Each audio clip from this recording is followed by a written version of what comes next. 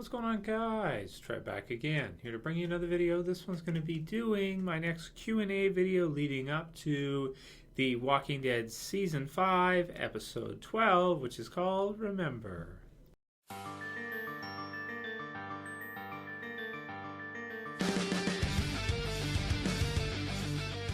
Okay, so the first one we're going to talk about in this Q&A is a question I received from the Irish guy. That's his YouTube username, the Irish guy. And he says, something you might have missed in the distance when Rick hides the gun in the blender. Did you notice the letter J on it? And what do you think about it? And he did send me a picture of it, so thank you very much for that. That way I don't have to go through and try to find it in the episode. And yes, I did miss that. Now I'm thinking that J may have to do with Judith. Is there any other character that's name starts with J or anything else it could mean? That's about all I can think of. So what I'm thinking maybe it has to do with is possibly that he's hiding the gun there just in case he needs to, if the community gets overrun or anything and he has to, find a firearm if he doesn't have one. Kind of similar to the Terminus type situation, but also in case things just don't go right there, so at least he has something on the outside that he can use. But I would think maybe the J to protect her, to protect Judith. That's the purpose of it. It's kind of the final protection gun for her. And if you get stuck in a situation where, they get kind of caught, so to speak. Let's say they get caught between a rock and a hard place. You've got zombies coming in and nowhere to go or something. Possibly the gun could be reserved in case, a kind of unfortunate dark act would have to be performed. Either that or she would probably be eaten alive by zombies, which is brutal. I mean, come on. But do I think they'd ever show something that dark in The Walking Dead? I don't think so, but Judith is open territory. They could go anywhere with her because she doesn't exist in the Walking Dead comic series at this point. So who knows? But I'm thinking it's more the protection thing, or who knows? It could be something totally different. And maybe it doesn't relate to Judith at all. But I guess we'll have to wait and see. And I'm thinking since they put it in there, I'm thinking it has more of a meaning than just Rick kind of, well, I don't want to say being paranoid, but him being so careful that he'd be willing to actually hide a gun somewhere outside of Alexandria in order to, be able to go back and get it if he needs to afterwards if something happens. So that's about all I can say about that one. You guys can write your comments below what you think the J means on the gun. Is it reserved for, that purpose that I just mentioned, which is even hard to just even say, really.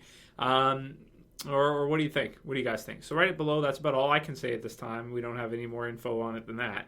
So I guess we'll have to wait and see. Next one is from Wantedrobot. And he says, Trev, do you think Saul from Better Call Saul could survive in The Walking Dead? No. No, I don't think so. I mean, okay, so he's got the talking thing down. So he'd be good against other surviving groups because he's really fast talking. He can get himself in and out of situations. If he can survive against Tuco, then I think he could do pretty good in a zombie apocalypse against other survivors. Now, where he would have trouble with is with defending himself against zombies, because we all know Saul is not a tough guy. He gets manhandled physically anytime something happens. Even so, old Mike. Well, Mike's pretty tough, so I can't say that. But I look at him as an intelligence type. I don't look at him as a zombie apocalypse being able to kill off zombies type. I mean, it could be a situation like Eugene, because Eugene has survived, right, using Abraham and the others. So we could potentially see Saul do something like that. However, I think it's pretty rare. I think sooner or later, every character has to defend themselves. Every character at some point in time has to fight a zombie one-on-one or something of the sort. Even Carl, even Gabriel, sooner or later they have to either avoid a zombie or kill a zombie or something of the sort, because you can't go years and years into a zombie apocalypse without at least killing one zombie. So I don't think Saul would do very good. Just saying. Yeah, good question though. Next one's from, I don't think it's the same, yeah, this is the same guy, Dylan the Irish guy. He says, in the distance, why do you think, now that's episode 11, why do you think Abraham was still happy to see Washington, D.C.? And he says, P.S. Your videos are awesome. Keep up the amazing work. And greetings from Ireland. Thank you, Dylan. I missed the first part of your name when I was reading the question above. My apologies for that. So good questions from Dylan this week. Yeah, so why do I think he was smiling? Well, it's kind of one of those things I kind of mentioned in the review, I think, at least I intended to, that, the course changed. They were hoping to get to Washington. They wanted to get there. They were trying hard to get there. And, on the way, they find out from Eugene that it's pointless. It's a pointless mission. But still, it was a mission. And it's kind of like one of those subconscious type things that when you start towards a task, even if at a certain point during the task or goal, you see that it no longer makes sense for you to do it, so you stop. But if you happen to kind of get there anyway and reach the goal anyway, even though it doesn't mean what it once did, there's kind of this, I want to say like a subconscious, kind of something that still kind of gives you that satisfaction, like, hey, we made it to Washington anyway, even though, it doesn't really matter because, we know now there's no point.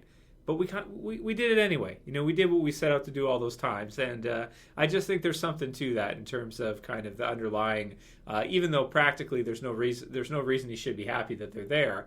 He still kind of is, because it's like, hey, we made it after all.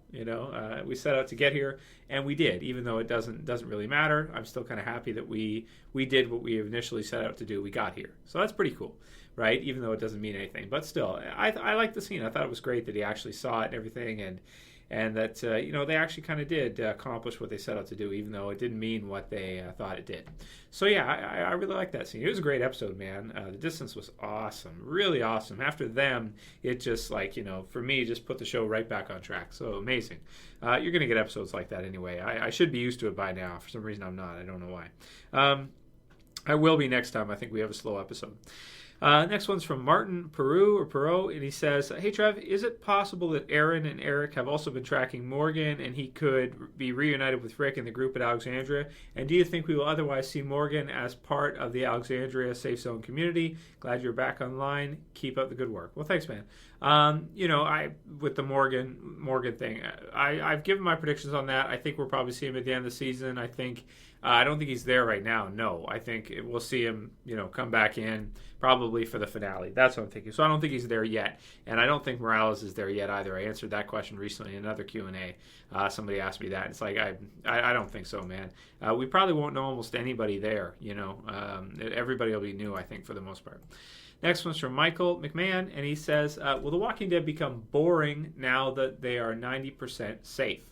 It's a great question. At certain times in the Walking Dead series, they have been safe. Now, sometimes they skip over it, like the prison. They had 6 months, 30 days without an accident, where a lot of things happened, but they didn't show us any of it. And they could do that. They could have like a time skip. In the comic book series, we did a 2-year time skip, if you guys remember. So they may skip over. If they're totally safe, then, that's not the type of series that this is. It's a horror, survival horror type series for the most part. So I would think they'll probably do time skips and things like that in between when there's no danger, there's nothing exciting to show us. I don't know if we'll see a time skip before this season is up. I kind of doubt it. But it'd be cool if they did do a little time skip in between an episode or something, like a few months go by in Alexandria or something of the sort. But to me, it seems like it's going to be too interesting just seeing them adapt to this community and seeing what that's like. I think most time skips, most of the time, they would do during breaks, because we already had a time skip with their travel, right? In episode 9, there was a time skip, which is kind of like a break time skip anyway, because it occurred just in the premiere back for the second half of the season. But yeah, I think anytime they're like totally safe, it'll probably be skipped for the most part, just like it was in the series. We may see a little bit of happiness type stuff throughout, but most of it will probably be skipped over. That said, in the Walking Dead comic book series, there have been some moments that were skipped over that I wish they wouldn't have. That would have been happy moments anyway. So I hope they do kind of show us. I think it'd be cool sometimes to just see the group mostly safe for the most part. The prison I thought was pretty cool in season 4 before the governor showed up when there was the illness stuff going on, but they were safe for a while, and I thought it was kind of fun. It was just kind of chill, kind of cool to see a little bit of different time. Granted, it's not the most exciting thing to watch the first time you watch it when everything is safe and everything's cool. But I don't think with Alexandria in this current situation, I don't think they are going to be 90% safe. I don't think so, because I don't think Alexandria is prepared to deal with the zombie apocalypse. I think that Alexandria has been very lucky that they haven't, had to deal with a lot of things Rick's group has. And because Rick's group has dealt with these things, they're going to be much better prepared to survive in a zombie apocalypse. And they're going to teach some of the Alexandria people some of the things they haven't been doing that they probably need to do in order to survive, and really wouldn't have been prepared without Rick and the others being there. So we'll see how that goes. But I don't think they're truly 90% safe this season. No, I don't think so. I doubt it. And I don't think we'll see any time skips right off the bat, no. Maybe in a couple episodes or next season or after this season break, but not right away. I don't think so. Yeah, so anyway, next one's from Chucky0702, and he says, "Hey, Trev, just wondering the TV series, do you think Pete the surgeon from Alexandria will have the same story as Pete Anderson from the comic book series? I think it'll be probably pretty close, but it might be a different character instead of Rick. We talked about this before, that Daryl is probably a better candidate to have that storyline in the comic book series that he did with that Rick did with Pete, just because of what we've seen so far from Daryl. Those who have read that part of the comic book series will understand what I just said. Those of you who haven't won't, but that's good, because then I won't spoil things for you really at all with regards to that. But I may do a who is Pete, who is Peter coming up soon. Once he gets introduced in the TV show, though. I usually do it like when a character gets introduced, then I'll do a character explaining who the character is. I just like to do it that way. It makes more sense. People understand, most of the time. Unless we're in the off season or something. Sometimes I'll do it then too, depending. Next one's from Allie Smith, and she says, "Hey Trev, have you heard about the BBC 3 reality game show I Survived a Zombie Apocalypse that we have here in the UK? I think you'd like it. P.S. Keep up the great videos, man." So I Survived the Zombie Apocalypse. I haven't seen it, I don't think. I watched some, I don't know if this is the one. I checked out an episode of a zombie apocalypse reality TV show, and I just couldn't get into it. From the UK. I just couldn't get into it. I was like, what? Like, how? Like, zombies are not real reality TV. Like, how does this work? I just don't. I don't know. I don't get it.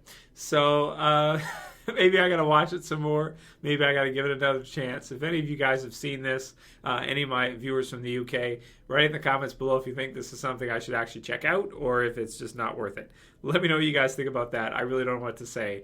Reality TV zombie apocalypse. I don't know if I can get into that. I don't know. I think I've tried, but I don't know if it's that one in particular or a different one. I don't know how many of them there are. It wasn't memorable enough for me to remember the name. After I watched it, I was like, what is that?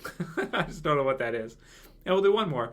This one is from Emilia Rajonen, and he says, "Hey Trevor, I wanted to ask you this question. If you were writing the Walking Dead comic and TV series, what kind of story would you write? Keep up the good work." And I think I had a question like this very recently that was very similar, unless you sent that one through too. So anyway, what kind of story would I like to write for The Walking Dead? Well, I kind of want to see what they're going to do with a spin-off series, because it'd be a totally original story that wouldn't be connected to the comic book series at all or anything of the sort.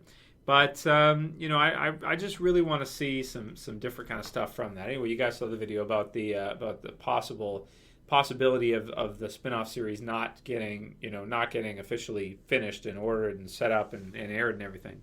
So what would I like to do if I could do something with The Walking Dead? I think Kirkman has done about as good as you're going to be able to do with in terms of writing. I think he's set up a really amazing world, and I hope to see Rick, restart civilization and defeat the zombie apocalypse in the long run with the communities that he helps start and helps bring forward. So I don't think you can really top that. I don't think you can do much better than that. So I'll just leave it there. I won't go too much in detail with that one. Anyway, that's pretty much all I got for this week for the Q&A questions for you guys.